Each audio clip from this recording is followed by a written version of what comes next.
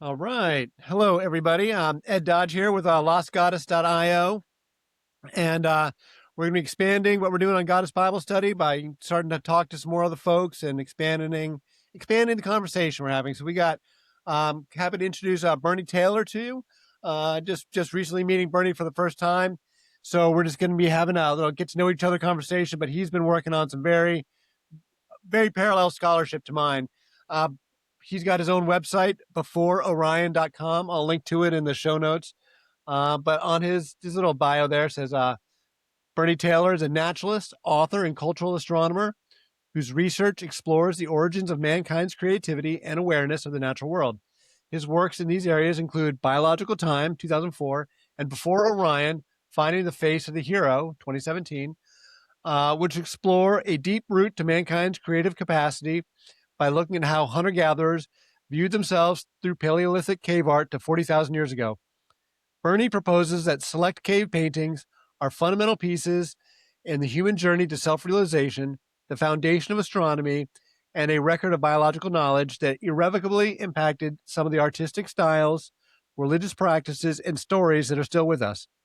Bernie is widely interviewed on podcasts, presents highly interactive programs at high school through graduate level classes, and gives engaging talks at popular conferences and academic symposiums across social and physical science disciplines. Well, that's great. Yeah, so Bernie, I mean, I was going through your website and in the work there, and clearly there's a lot of parallels with what I was writing about in History of the Goddess. You know a lot more than I do, so I'm eager to learn from you because I started History of the Goddess. The timeline narrative that I go through in the book is, from the Paleolithic, from the cave art and the goddess figurines, and then I bring this linear history thread of history into the Bible and into modern times. And your work is much deeper on that deeper part than mine. So anyway, I'd like to say hi to Bernie, let you introduce yourself here, and thanks for being on. Oh, Ed, thank you for having me on the program. I've done probably 200 podcast episodes across different channels. This is the first, and I usually come on as the expert on the subject matter. I'm the guest expert because nobody else knows anything about it. But in this case, you're the expert host. So this is kind of a switcheroo for me. I have to get used to it. That my ego has to come down. I've got to, acknowledge that I'm not. This is not. I'm not Well, I the think we know different supreme. stuff, so I'm eager to learn from you. So I'm humble in this session. So beware, and challenge me questions, ask me questions, because this is about learning, sharing, and so forth. This is not my area of expertise. I'm going to tell you right now, the goddesses. Um, I stumbled upon this. I've been working on Upper Paleolithic cave art since 2004. So we're going back 3 decades, right? 3 decades. I'm sorry, 2 decades. Long period of time. And I was interested in the psychology, the astronomy, the imagery as it relates to the human imagination. That was my story. I was asked to give a presentation on Ephesus to a private audience. And I said, well, my response was, well, how about Göbekli Tepe? Because I knew something about Göbekli Tepe and I knew a little bit about Çatalhöyük. And they said, well, we really want you to talk about Ephesus. And so my response back was the origins of Ephesus, starting to pre-pottery Neolithic and pre-agriculture. Because, of course, Ephesus is the inheritance of those. Um, what I didn't realize at the time was there was a whole narrative from Çatalhöyük down through Ephesus, and that's what you do. I had no idea about that. I was totally clueless. In fact, I didn't know that much about Ephesus itself, other than St. Paul gets kicked out, which everybody knows that story. Um, and then so I still was determined to start it with Göbekli Tepe. And what I realized is I looked back at the evidence of Göbekli Tepe, the artifacts, and they are in fact synchronous with those at Çatalhöyük. And Çatalhöyük was already, through your work and others, passed down through the ancient world and across the Mediterranean, which again is your work. So I stumbled onto something, or a path that other people were at a different point in. So, and then what I said was, I also reviewed some of the artifacts from Ephesian artifacts, and I had some slightly different interpretations based on the baggage that I bring to the table. We all bring baggage, and that's what I want to talk about. What I came on to talk about today is the synchronicity between what you do and what I do, and how we can form a common knowledge base for the audience. So, Ed, Yeah, is no, that that's great. fully acceptable from your side as the expert? Yeah. I think Ephesus is such a great like hinge point for this conversation and for like a collaboration, because Ephesus is something I learned about too. Like, I didn't know anything about Ephesus before beginning my research on history of the goddess, which was only a couple of years ago. I was mainly doing this work in 2018, in 2019, and Ephesus plays this really profound role all the way through, because the Virgin Mary traditions in Christianity come out of there. So it continues to be relevant. And Ephesus had one of the greatest temples ever built in the ancient world, and then the Christians burned it down, the temple to Artemis. So let's. I'm gonna let you talk for. So I'm going to share. All right. But we're all about sharing here, aren't we? Yeah, Ephesus is a great spot to. And yeah, I was just following threads that I'm picking up from other folks. I didn't.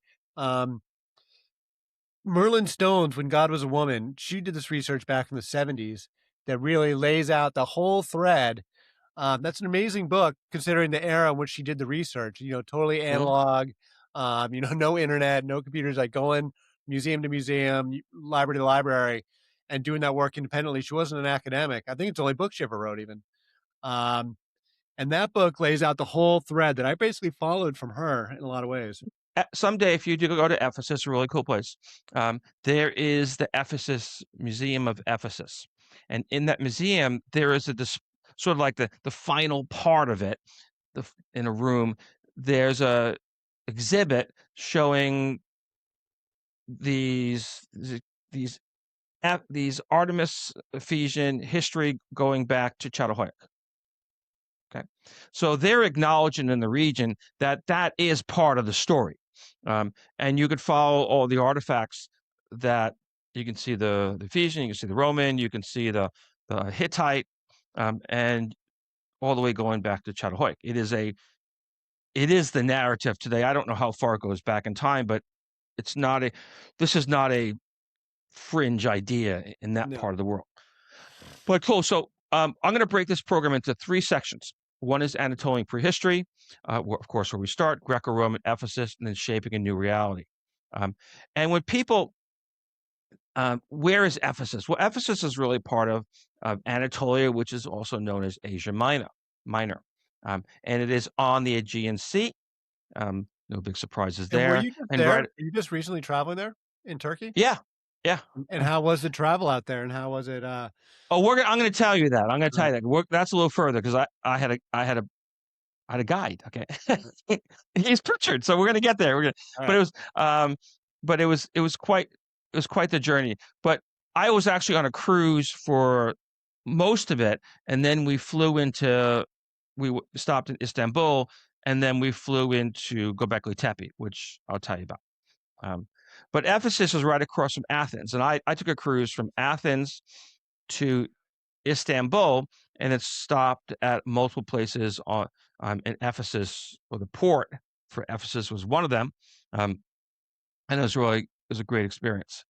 But I'm going to start this at interior at Göbekli Tepe, which is far to the east of Ephesus, which is where my host said it's too far to talk about for Ephesus, but I came up with a story. And Tepe means hill among the Turks, and Göbekli Tepe means pot-bellied hill. Göbek means navel or center. Göbekli means belly, neither male nor female designation, but it does mean a belly, and so that ties into the narrative of the whole concept. Among the Kurdish people, it's Gurir Mirzan. Gurir means hill, and Mirzan means wish, and people do go to wish on the hill.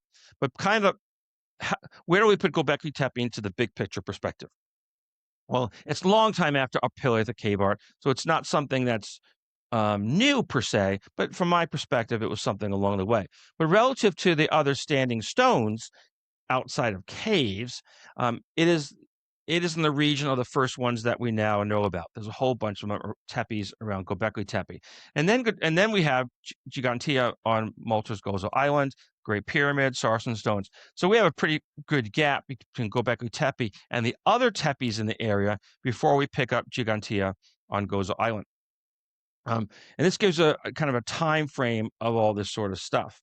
When Göbekli Tepe was first unearthed, because people had known about it for a long period of time, but they knew that the tops of the T-pillars, they stepped on them, all that sort of stuff.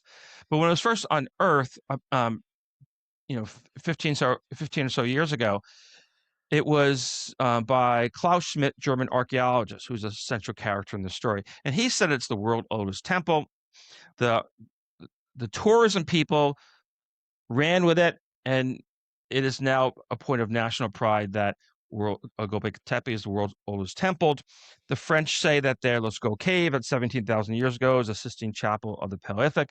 So these are really more about nationality and identity than they are about archaeology. Yeah. And I'd like to add one point from my frame of reference here for the audience, is that this is coming up right at the end of the Ice Age, as at the very beginning of the Neolithic and at the end of the Ice Age, and what I think is a mass extinction event. I'm pretty persuaded there was a mass extinction event at the end of the Ice Age and the Younger Dryas. And now the people are reemerging, and we get the very beginnings of the rebirth of culture and everything.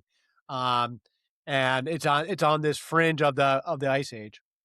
Exactly. And Ice Age art in Europe, cave art, ends 12,000 years ago. A few hundred years later, Göbekli Tepe surfaces, Right. and the other Tepe sites. So these are linked. Definitely through the iconography. And you asked me how I got to Göbekli Tepe. Well, actually, first you asked me how I got to Turkey. I took a cruise, and then we from Istanbul, Taha, our Göbekli Tepe guide, arranged everything. All the flights, the hotel, shuttle, getting around here and there, and we had a really great time. Taha is the man. If you type in Göbekli Tepe, Taha, he's very easy to find. Everybody who goes to Göbekli Tepe goes with Taha. Okay, that's how it is. It's doing a good business. And Göbekli Tepe is most known for this so-called vulture stone, Pillar 43, enclosure D. And we can look at this as enclosure D, looking down from the walkway, because this is it's still an excavation in process, but it has a dome over it, and there's lots of tourists. Most of them come from the greater Turkey area, and they come from Germany. Not so many Americans. But we can some of these pillars are 6 or 7 meters tall. It's a really cool site. And my perspective that they were probably domed in the past. Nobody can actually prove that or disprove it one or the other. But my bet is that they were domed. Covered with what, do you think? Like fabric? They could have been covered with or wood. Wood. There was wood at that time. There was a lot of wood in the area. Sure. It was it wasn't a marsh per se, but it wasn't. Yeah, no, they could. It'd be similar to Northern California. I'm sure they did. Native Americans built plenty of stuff out of wood that doesn't survive in archaeology. Yeah, so. Wood or mats from the reeds, from the rivers, things like that. So on Göbekli Tepe, in the so-called vulture stone, there's not a vulture, because we can look at a vulture, we can eagle, and they just don't match.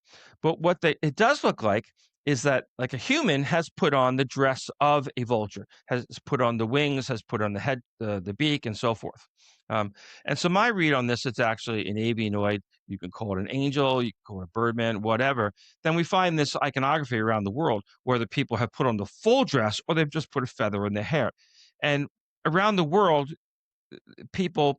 indigenous people, seeing it as a meeting, the bird takes them to the great beyond. And eagles tend to be very high-flying birds. And there's people in the greater Asia that put the deceased out for the vulture to take them to such a in place. Peru they have the condor, takes your soul. Exactly. It's a worldwide concept of the high-flying birds taking one to the great beyond. And so I say that's an avianoid or birdman, angel, if you will. And below him is or her, it's hard to say, is a man who has a male organ, is missing his head. And we'll get back to that later. We'll get back to that one later. Now, I believe that the most significant place in that whole Göbekli Tepe is not the enclosure with the vulture of the avianoid birdman. Um, I believe that is the leopard pillar room, which is just above where you above the hooded enclosure that you cannot go to see. And nobody's hiding it, but it just was never prepared so people could see it. And there's two pillars, left and right, and between the two pillars is this woman.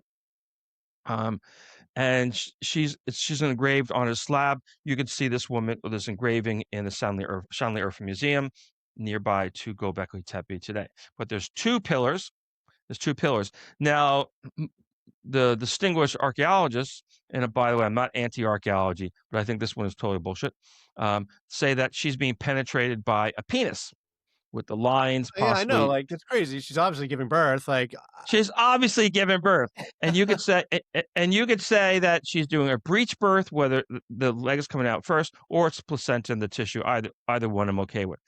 And I'm looking. I took a good look at the Çatalhöyük Museum. You can see the scale relative to my body. So she's obviously giving birth. She's giving a squat birth, as I say. It's either a breech birth where the feet are coming out first, or it is the tissue and placenta, but she's giving birth.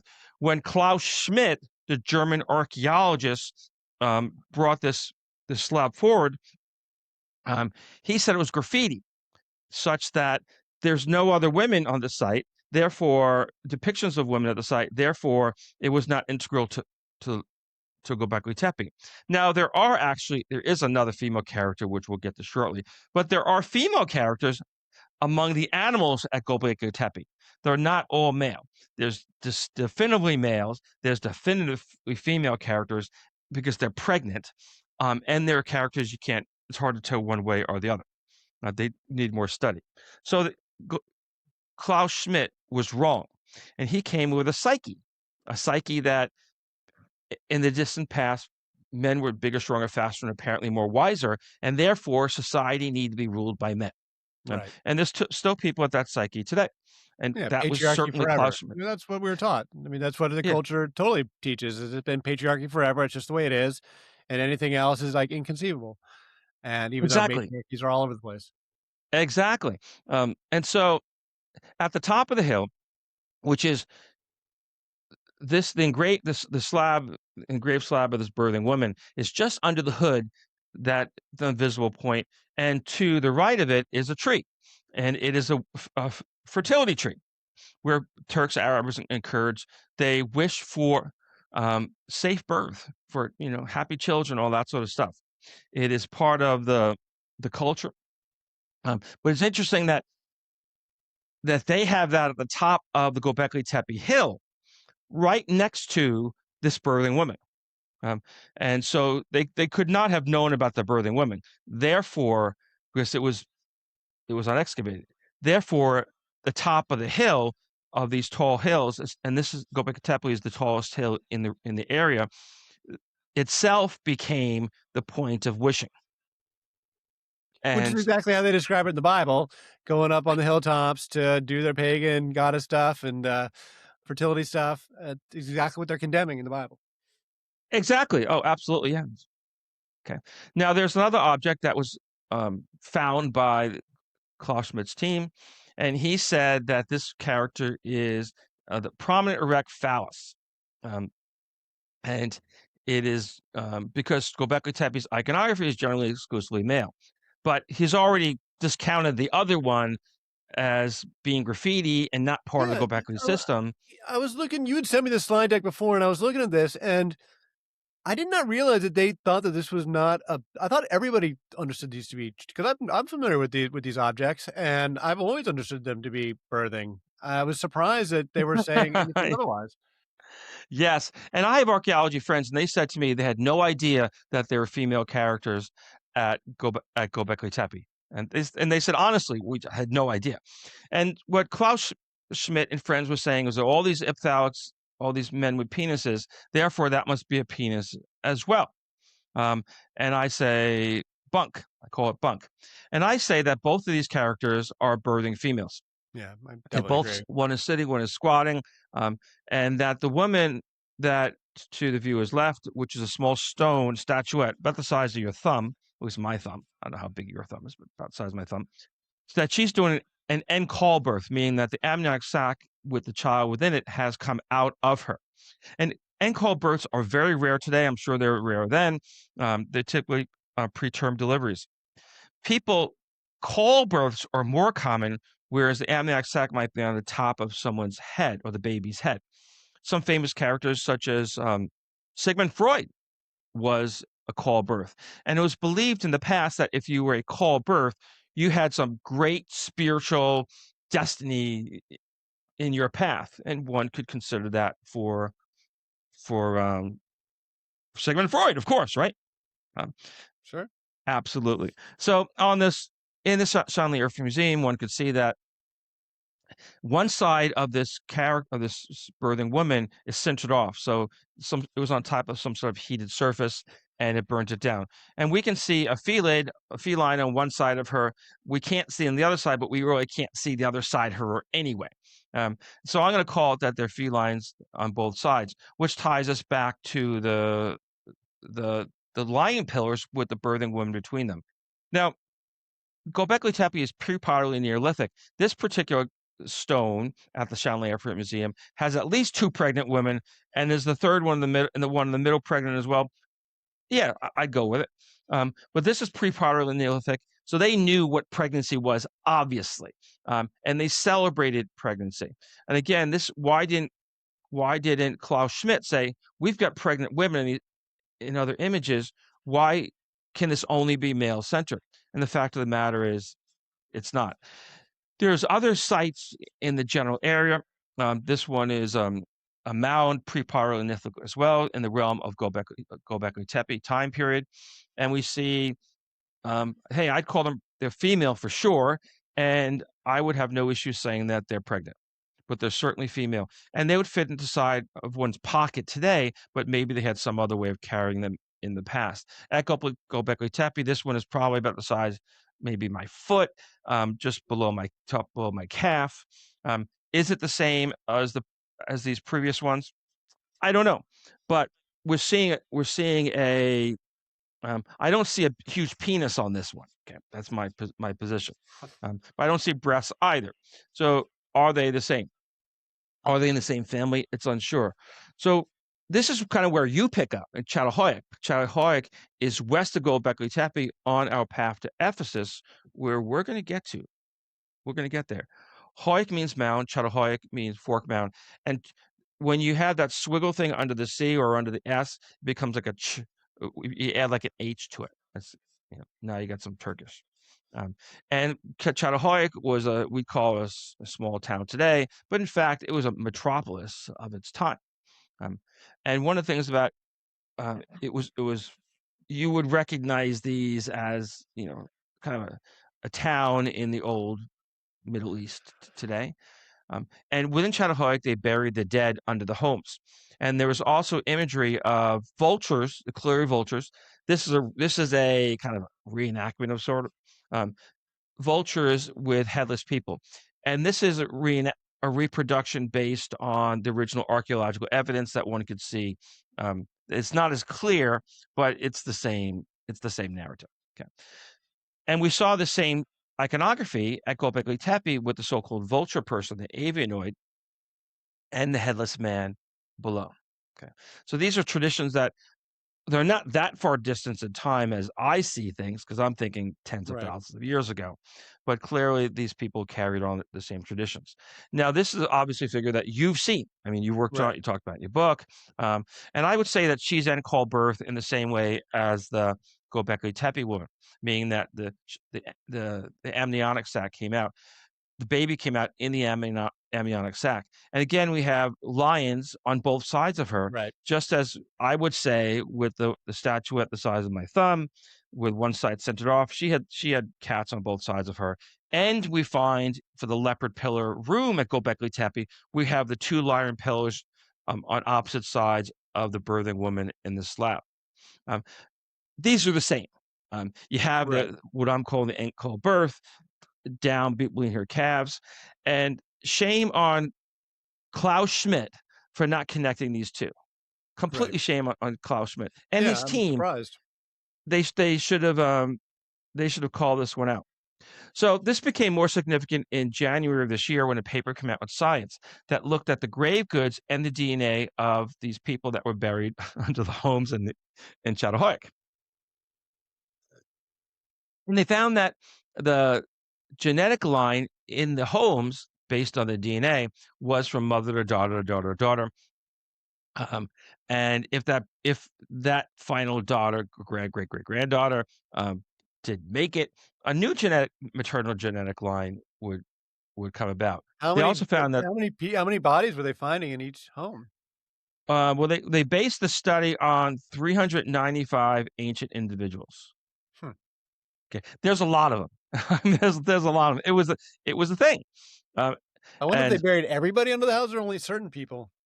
they couldn't have buried everybody because there's a population of Well, 8,000 that's people. what I was Yeah, wondering. so there was definitely certain people, and of course, the women in the line, and the women in those So maybe it's like matriarchal the lines, matriarchs are getting buried. perhaps the matriarchs. One could say yes, the matriarchs are obviously getting buried, yeah, and they receive more grave goods um, of the female sub-adults. And if the female line got broken, the new line Hmm. would continue on, and so And um, this is new research, huh? it was new research in January this year, which Oh, actually wow. made the connection between this, what I'm calling the encode birthing woman at Göbekli Tepe, with the seated woman with the lions at Çatalhöyük more significant. Okay. Right. Because the story has since been rewritten, whereas in the past people would say, well, she's just a seated woman with lions at Çatalhöyük, but now she exemplifies a matriarchy society. Okay. The story has completely been changed, and it's based on the DNA, not on someone's opinion or whether there's a penis in there or not, or wrongful opinion in this case. So one of the things important about Çatalhöyük is the beginning of agriculture. And so Çatalhöyük, I believe, was first excavated in 1950s, 1960s or so. So this is not, it's been around for a long period of time. These artifacts have been known, um, but it's a cool site. And the spread of agriculture came out of that region of, so near Çatalhöyük, and it went across the Mediterranean westward and into Spain, the UK, and so forth. So when people talk about the birthplace of civilization, they say Anatolia, Asia Minor. Um, and if someone's perspective is that agriculture defines civilization, then in fact they would be correct. I don't see the world that way, but that is typically how people do it. And then these mounds continue on. At least what was below the mounds, we have Çukurçatalhöyük, which is very close. You could walk to it from ancient Ephesus. People hunter gatherers. They kept pigs, goats, domesticated animals, and they hunted. It was ultimately abandoned, the site. So these things were spread across Anatolia, aka Asia Minor. Now we're coming really into your realm. Is we have these keyblades. Some people say Sybils. What word do you use? Because we're gonna go whatever I you usually use. say Sibylle, but I don't Okay, know. you said so. Today it's Sibylle. It's Sibylle. Okay, it's Why, what do you say? Sibylle. Do you say Kaibel? Or what do they um, say in Turkey? What are they saying out there now? well, it depends where in Turkey you are. Okay. Um, so there's regional dialects. So you said Cybele. We're going to go with Cybele today in honor of your word. But people argue about this thing. It's nuts. What most important about this one, the Cybele, this one is just north of Ephesus. So we're talking a day's work or so.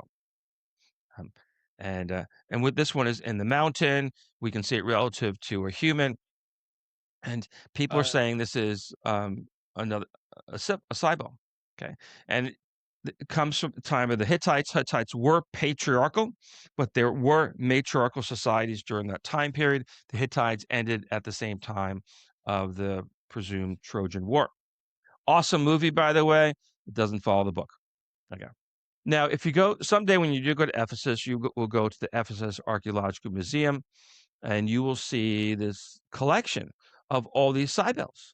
I mean, there's got to be about 20 of them, and you have the woman with flanked by the lions. Right. So we have the same theme going back to Çatalhöyük. We have the same thing going back to Göbekli Tepe.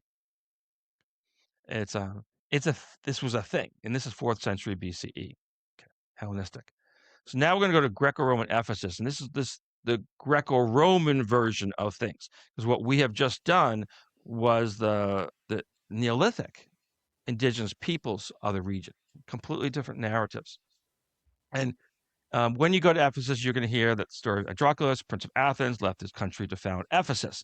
Of course, there were people living there already, indigenous peoples. And Athens isn't so far from Ephesus, not a big stretch. He sailed across the Aegean Sea. And the location is where the priestess of Delphi prophesies a fish and a boar will show you the way. And this is the Greco-Roman version. And if you go to Ephesus, you will see the Temple of Hadrian, which has replicas of this slab that is in the Ephesus Archaeological Museum. And we see Androclus on the horse, and he is chasing down a wild boar. And the replicas are at the Temple of Hadrian outside today. And we see Androclus chasing a boar and some other characters. Okay. We see Androclus with his dog. There's lots of images of him with his dog. It was a thing. I'm a dog person. I'm all on board. Next, Androclus on that slab is Artemis and Apollo. And you can see faintly Artemis in the Temple of Artemis on this coin. And you can see roughly her head and her body. And Artemis and Apollo were twins. Right. So what does Apollo have to do with any of this in this so-called matriarchal society? Because the Greeks had shifted it from matriarchy to patriarchy. Right. Well, Apollo, a temple of Apollo, Androclus was given the prophecy by the priestess about the fish and the boar will show you the way. Okay. Now the Ephesians had their own temple of Apollo that was much larger. In fact, it was the second, third largest temple in the ancient world. And so it was at Didyma, which is to the south of Ephesus. So they were competing narratives on where these temples were. Now, in the Greco story is that Dionysius comes from India, and he's got his companion, the satyr, Pan holding the Theris, and from India is the elephant depicted. And one can see what a satyr looks like. And just about every archaeological museum in that part of the world, you will see a satyr. So shaping a new reality, what do the Greco-Romans bring on their journey? Okay. Because they bring change, major change to the region through their mythology. And well, Dionysius, he drove the Amazons from Ephesus, the so-called Temple of Artemis. Okay. He drove them away. He was the hero of the Greeks. And we can see him on that free slab, holding the satyr, that he's chasing out the fleeing Amazons, the matriarchal peoples. And of course, he is the hero in Greek psyche, and the Amazonians are the presumed villainesses. They're telling the story, they're reinforcing it through their art. And so we entered Dionysius into the mythology, into the unconscious of peoples, travels through the arts and literature, family traditions, education, and becomes codified law in the conscious mind. So the Greeks have reshaped the reality of that region. They've created an entirely new reality through the Dionysius, which they portray at the Temple of Hadrian. Okay. The archaeologist Klaus Schmidt, pointing the finger directly at him, at Göbekli Tepe, did the exact same thing. Men were always the dominant people in the world. They're bigger, stronger, faster, apparently more wiser. Therefore, everything's got to have a phallus, and there are no female characters deep into the Neolithic. And if anything that looked like a female character, well, it's graffiti. It's not integral to the site. Okay. It's the same concept. And so modern day archaeology has been carrying on the same narrative. Now, the pushback on that is coming from so-called feminists. And are the feminists projecting their own psyche, or are they following the archaeological evidence? That's a point of contention.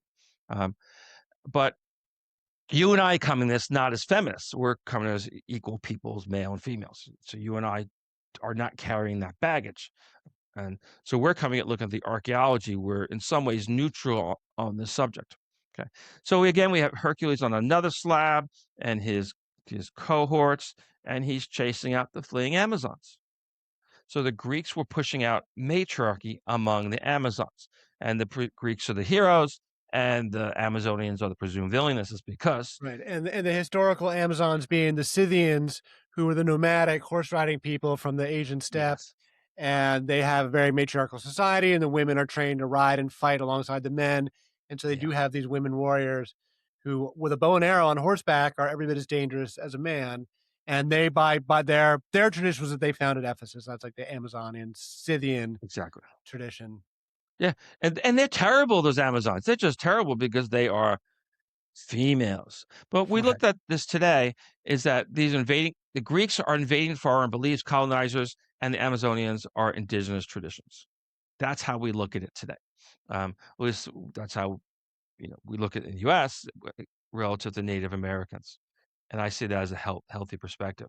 And among the Greeks in their mythology, ninth labor of Hercules, he steals the golden girdle of Queen Hippo. She offers it to him. He takes it. He slays her and her consorts because that's what needed to be done.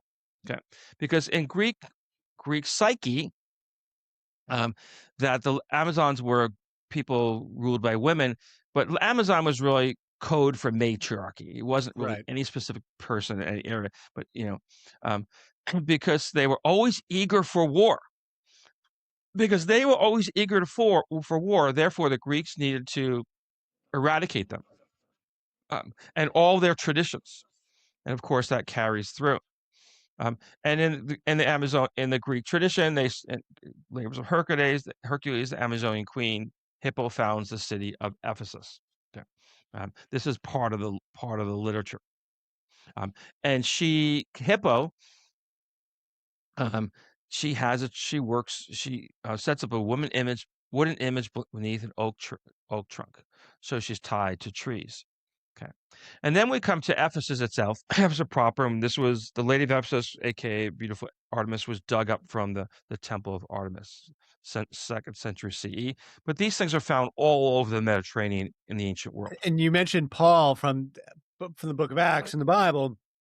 When he goes to the Temple of Artemis in Ephesus and starts a riot, and they're talking about the tinsmiths who are making statues. These are the Yeah. statues that they're making, and that These are they're absolutely the statues.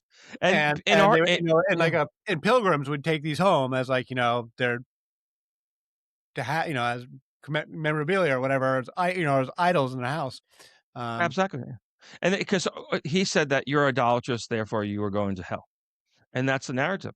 But what are these artifacts? Because I've looked fairly deeply into them, and so there's many of them, slightly different forms. We have the Great Artemis there. Well, on the head, above the head, you have this architectural structure. Can't tell you exactly what it is, but on her breast, neck, the breast, we see lions, nuts, and fruit. We'll get deeper into that. Then we see mythical characters, honeybees, and goats. Okay. Now, these on her chest, they have been traditionally or historically described as multiple breasts. You can see it on Wikipedia. I think that is a completely nonsensical interpretation. You will also hear balls. Okay. I'm not going to go there. Some more lately, you will hear bee combs. Well, honeybees make hexagonal cones. I can tell you that because we're beekeepers in our home. right. We're beekeepers. We have 2 hives, 50,000 bees flying around our backyard. Some of our neighbors appreciate it. Some of them are all panicked about it. Whenever they see a wasp in their backyard, they come knocking on the door. Your bee is in our backyard. Okay. It's My friend's absolutely, got millions of bees on his on his farm, like doing some commercial bee honey making, I guess. yeah, we're hobby bees. It's more about the flowers, and we do harvest the bees. And in some neighborhoods, they honor the bees and they bring them food, Right. as opposed to our neighborhoods who's crazy about a wasp in our backyard. And I believe that our bees would like chocolate chip cookies I believe that they would prefer the Toll House type and freshly baked. But I'm going to tell you, they're not honeybees for sure. That is a honeybee on the Artemis characters, but the top one is a honeybee. But that so-called, it's not a beehive on her chest. It totally isn't. And there's a insect below that I'm not sure what it is working on it. Okay, so they're not beecombs, but I truly respect the people that believe it. They're not doing it out of, you know, some whatever crazy they they just don't know about bees. It's pretty simple. Well, on her chest we see acorns. Is it of the Kermes oak? Which certainly an acorn on her chest. We can see that. People aren't looking at all the characters. They're just looking and say, well, those are breasts, those are bull's balls, those are beehives, whatever the story is. And in the story, the the hymn to Artemis, the author talks about um, the oak trees. So it's mentioned. My perspective is that the big ones there are from fruit of the date palm tree, both in the cluster and the individual form. That's my perspective. You don't need honeybees do pollinate, or actually they do take pollen from the date palm. People would have noticed it, but you don't need honeybees to pollinate the date palm. They pollinate by themselves in the wind. And the bees are tied to on coinage with palm trees, and this we see the stag. Again, we have the same sort of iconography. So I truly respect the people that believe that those are bee combs, but it's not biologically based. You know, they can find it in the literature. It's just not biologically based. Okay. And when I was there, I bought a little um, Artemisian statue, and she stands next to one of our beehives, and the Nice. bees are pretty happy with her. You know, it's all working out. You know, nobody's complaining, and bees haven't flown away, and all that sort of stuff. So is she a symbolic tree of life? She kind of has that form. If we have the date palm and so forth, and so the body of the tree, but she doesn't really look like the Kermes oak, that's for sure. Um, but she, but she does look a lot like a palm tree. If you go from the neck down, she looks like a palm tree. Is she a palm tree? Um, I think so. I'm pretty, I put money on that one. At the base of her, one of them at the base doesn't have feet, the other one does. Does the base of her body sort of look like roots on the Lady of Ephesus? I would say so. Yeah. I looks pretty good to me. Now, going back to the Greeks and their hymn to Artemis, for you too, the Amazons who are always eager for war. I mean, does this woman built the form of a tree, mythical characters on her, bees and date palms, and does she say war to you? No, she says nature. Oh, It's all about Mother Nature. Everything about it is nature based. it's all nature based. It's yeah, and the concept is absolutely beautiful. It's magnificent. It has nothing to do with being eager for war. Okay. And we can travel through, to the Roman era. We can continue to see these characters, and they have on top of her head. You see the structure. They either have one or two lines by the side, and in this particular one, this Cybele, you can't see whether she's birthing or not. You can't tell. Do you But think it matters if they're male or female lions? so I've looked at them. I can't. Well, so these would all be male lions. Okay. Does it symbolically matter? It mattered to these people, but I can't tell you why they were or they weren't. But clearly, they kept choosing male lions. I mean, Okay. I keep saying, I'm not saying lionesses, I'm saying lions. And Okay. you can see on both sides of the Ephesian Artemises, when you don't have it on the side of the, walking, standing, you can see the lions on the shoulders. And next to this Lady of Artemis down by the bottom, those are not lions, they're hoofed animals. They could be deer.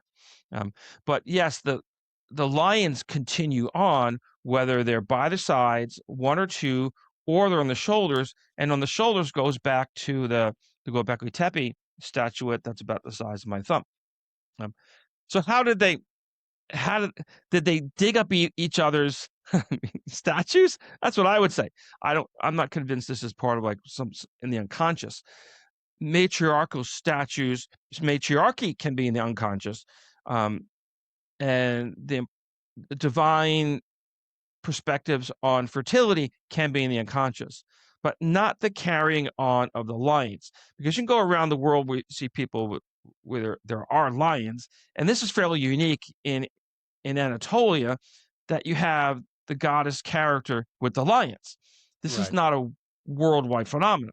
So I would say that these people kept digging up other people's artifacts, and maybe Or just an unbroken tradition that just never or it's an unbroken. Yeah, the actual it's so I would say that yes, it's an unbroken tradition through the finding of the artifacts, but the meanings probably changed over time. So for sure. the Romans had their own idea about the Sibylline lions, and they Oh, have yeah, for complete sure. different art. So the Romans didn't have the Göbekli Tepe narrative, but I'm pretty sure that the Göbekli Tepe narrative was the same as the Çatalhöyük, because you have the encode birth. Okay. I'm like, Right, right. I put money on that, and we can see these continuance of these lion characters with the encode births, the birthing woman between the two lion pillars at the top of the hill for at Göbekli Tepe and the Çatalhöyük. Yeah, And this is one of the key narratives, like, that I was learning when I wrote my book, and I was learning this stuff for the first time.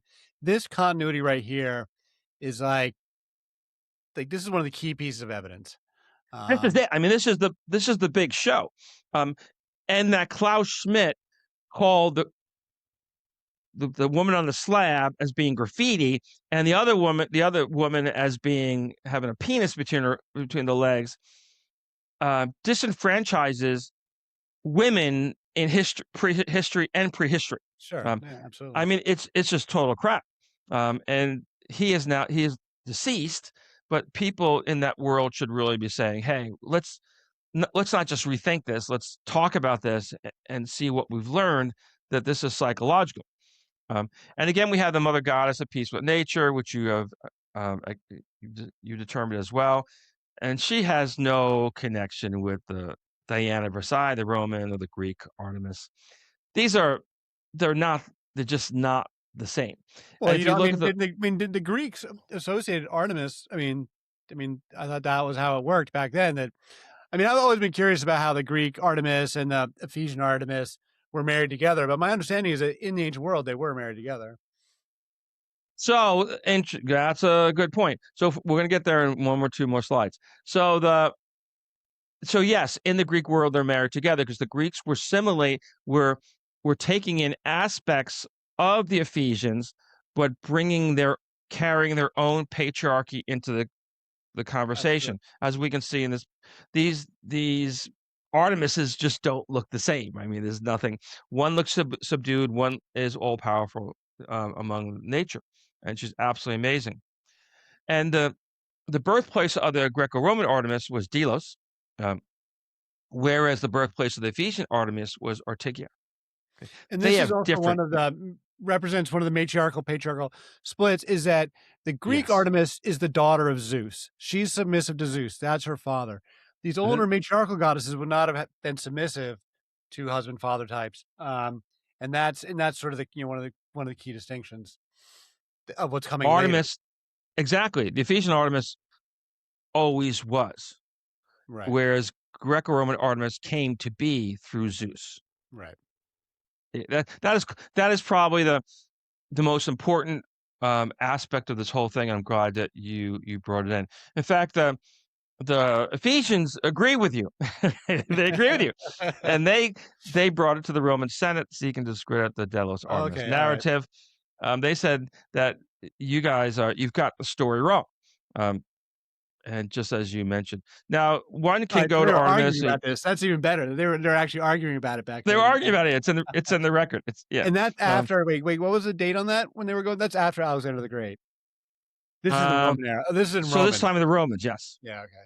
This is a long time after Alexander the Alright, Great. yeah, Yeah, so in Roman era, but they're arguing about it for sure. and the Romans are arguing about, yeah. Because it was about power. It Sure. was about power. And so there is the third temple. There are many temple of Artemises that were built and were burned and so forth. This is a model of the third temple of Artemis that's at a miniature park in Istanbul. It's not AI. It's reproduction of sorts. You can go to the temple of Artemis or what remains of it, and this is what you will see. Not a lot. Okay. One forlorn post. Well, the Christians burned it down. All right, so a couple things for the audience. The factoids. It was one of the longest standing temple sites, I believe, and it was, as you mentioned, rebuilt multiple times because it got burned down multiple times. So, and every time they built it more and more grand. So by the time you get in the Roman era, it's like the biggest. By the time you get to when it's Paul in the book in the Bible, it is the biggest temple site in the entire ancient world, and a really, Yes. really fantastic, important pilgrimage site, very famous. And then the Christians totally burn it down and totally wreck it, and then they hauled off all the stones to build with other projects. Exactly. And there were multiple temples, and one of the temples was burnt down because by Herostratus. And he was, so this is long before the Christians. And he burnt it down on the day that Alexander the Great was to be born, so that to become famous. Okay. And they say His that, and name they was say that Artemis was distracted by tending to Alexander's birth, and exactly, that's the that's story. why it was able to. That guy was that the arsonist was able to get in there. Exactly, it's a great story. And his name was forbidden to be mentioned, similar to this fellow here. Right. Um, he must not be named. Okay.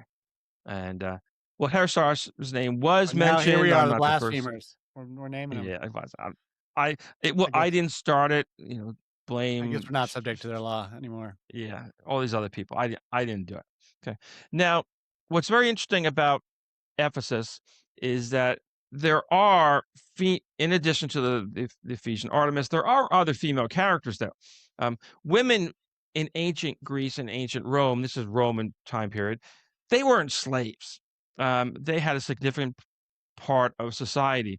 And Sophia on the temple of the Library of Celsus, there's the library is long ago destroyed. We have, I believe, these are reproduction of the statues. Sophia is wisdom.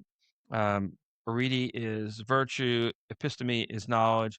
And Enoia is thought. My daughter, her good friend of her in high school, was named Sophia, and she was also valedictorian. So maybe there's something to that. But so this is the Greco-Romans were not, you know, women were included in society, perhaps maybe more so in the home than they were in the senates. Yeah. Right. And we can carry on these matriarchal symbols, and you could add 20 to these based on your work. Well, right, But and then the Virgin Mary, the traditions are from Ephesus, and so it just carries right on into the Catholic Virgin Mary traditions without exactly. missing a beat. And so our looking at the Temple of Artemis and where they dug up these Ephesian Artemises, if that's a temple, then why isn't the leopard pill room at Göbekli Tepe a temple? And the archaeologists post Klaus Schmidt are saying that they're all special rooms. They're not. It's not temples. It's the tourism people that are pushing the narrative. I would say the tourism people are right that room is a temple, just the way the Temple of Artemis. You believe one, you're going to believe the other.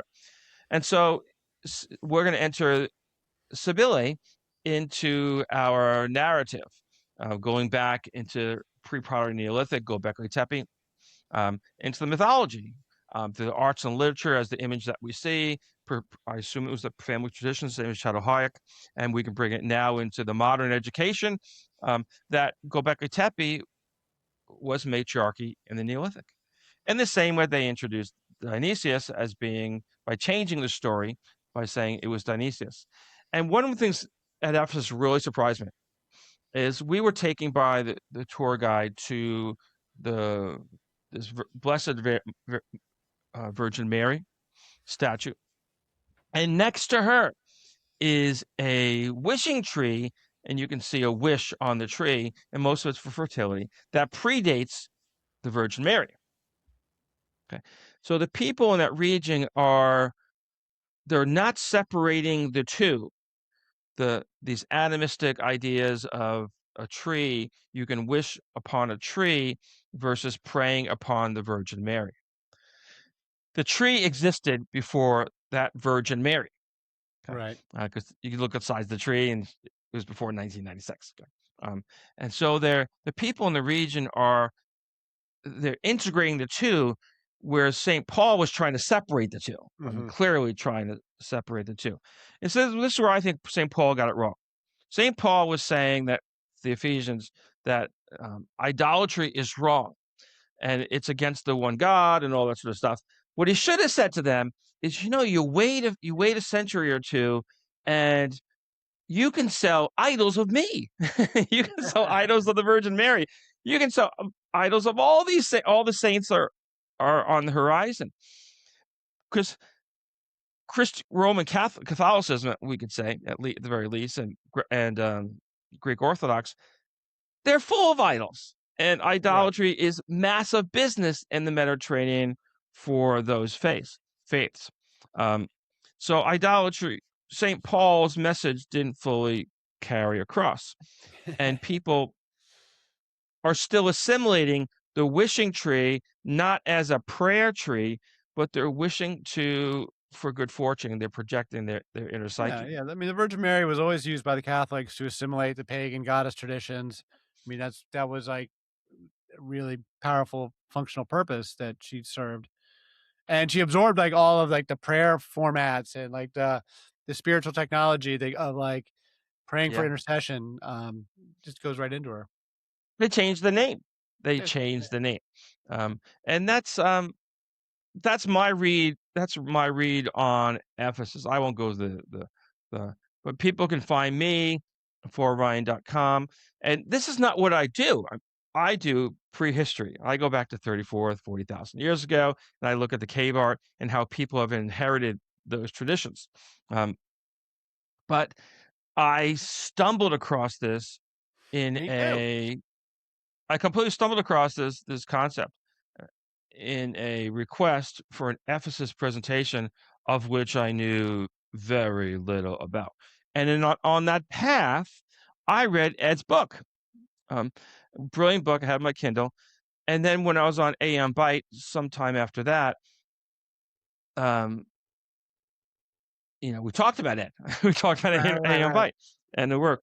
But I'm going to tell you, I didn't make those connections with Göbekli Tepe, which you had made previously, until maybe we're into July now, and June. Oh no, May. I didn't know that. I didn't make the the birthing character connections until May. I didn't see it in your work, but it was on a last minute stumble that made the story itself. A Yeah, I may story not that have mentioned in the book that they're birthing. I've yeah learned so much since I wrote that book. But I definitely reference those characters. And I definitely, I would learn that from somebody else for sure, probably yeah. Merlin Stone, um, that, keyed me into these connections. That was certainly not my own original research. Sure. Um, Did she talk about the birthing characters of Göbekli Tepe? Do you I'd remember? have to go double check. I'm interested, yeah, because I always want to, even if I stumbled upon it myself, I always want to credit the person who found it first. I Right. always want to do that. Yeah, it's a lot of stumbling. I often find I have an idea and then I'll find other people have already been working on it. And then it's like, then I just run down their work. But yeah, I stumbled into all this goddess stuff too. Have you ever read the book Alphabet and the Goddess? No. You would love this one. This is another guy who stumbled into it. Um, Okay. Leonard Shallon. And anyone that's listening, there's like a 1 hour long lecture of his that pretty much sums up the whole book. That's on YouTube. That if you just search his name and the name of the book. This guy also stumbled. He was a brain surgeon who studied left brain, right brain stuff, and stumbled into how um, literacy is left brain and art is right brain. And Sure. somehow he stumbled into that the cultures that are more literate are more patriarchal, and that patriarchy follows literacy in history. He must have been some kind of history buff. Okay. So he has this whole line that the cultures that are more literate become increasingly patriarchal, which I totally think is true. And he stumbled into it from this left brain, right brain perspective as a brain surgeon. It's quite fascinating. I highly recommend you checking it out. That's interesting. So I do um, a narrative of Basque mythology. We should do it sometime in the future. And I start off with Mary, the Basque goddess character, who she is at the top of the pantheon. It's not We're Zeus. talking Um, Spain, Basques in this is Spain. the Basque people of northern Spain. And the Basque Okay. people, from my perspective, they either are descendants of the Paleolithic cave artists, or they went to the caves, which they definitely did, and they borrowed those traditions. And Mary, so Mary is at the top of the pantheon. The Zeus character, Ode, is subservient to her, is her consort, and she's very much an animistic goddess, I should say, but she's the one. And Yeah. those traditions carry on down the line into current day Basque practices. Hmm. Um, and so the um, I did that. I did that a few years ago. But someday we'll do. Maybe we can do it in your program. It takes it to pre-literate societies as the same concept, or less structured societies. Now, Well, did you read Neumann's book? Did you read Neumann's book? who? Which book? Neumann wrote the book about goddess and goddesses. He was probably in the early 1900s. He was Right. on Right. team Carl Jung, and his perspective was that this is part of the psyche, that the Right. goddess is part of the psyche. Um, but he a few artifacts he didn't have the correct interpretations of.